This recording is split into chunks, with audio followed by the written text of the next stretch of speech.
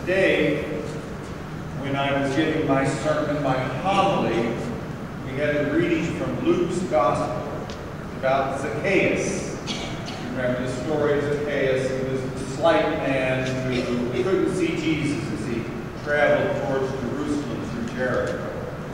So he ran ahead and he climbed up the sycamore tree in order that he could see the Lord.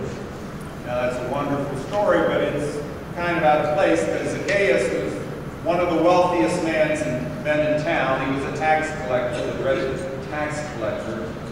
No self-respecting Jewish wealthy man would run ahead like that unless something powerful was happening within him. Indeed, the Lord was speaking to him and touched him and would profoundly touch him as he called to Zacchaeus to come down from that tree, for today I will stay at your house. And so it's about a conversion where all of the other Jews were critical, but the Lord once again was going off to the home of a sinner. And he went off to Zacchaeus' home because indeed he had come in order those who had been lost to be found. Now isn't that what 40 Days for Life is all about? And as we spoke today about the conversion of Zacchaeus, I used a number of stories.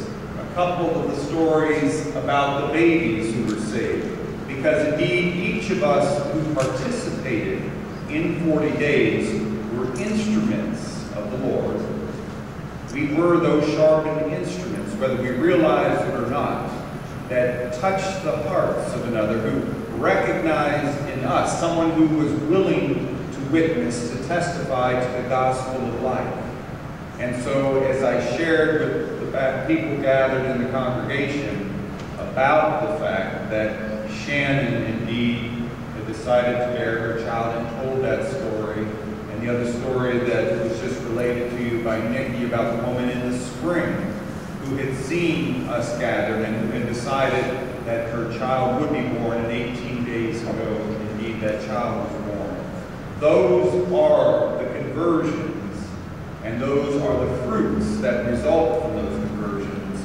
And we are the instruments of the Lord who step out in truth, step out in faith, who step out to witness that indeed the gospel of life, that all human life, from the moment of conception to natural death, has great value and is worthy of our witness. So as we gather on this day, the Lord has told us that whenever two or more are gathered in my name, I will be in your midst. And we do invoke the Lord's presence here with us, but most particularly his blessing upon this assemblage. We ask him to allow us to continue to be true witnesses to his gospel, for us to step out in courage, in faith, in trust, that he's with us, that his hand is directing, his voice is guiding and enabling us in every instance to truly speak the truth, to be the ambassadors of life, to enable God's children to be brought forth, and for the miracle of life to be present among us. And so that many more conversion stories will be told and many more children will be born. And Lord, we do ask for your blessing. We ask, Lord, that each person gathered here and those throughout our nation who are your instruments, proclaiming the truth of your gospel, will be continued to be strengthened by the witness of those who have been converted to the gospel of life, and that they will continue to go forth proclaiming your truths without hesitation, without limitation,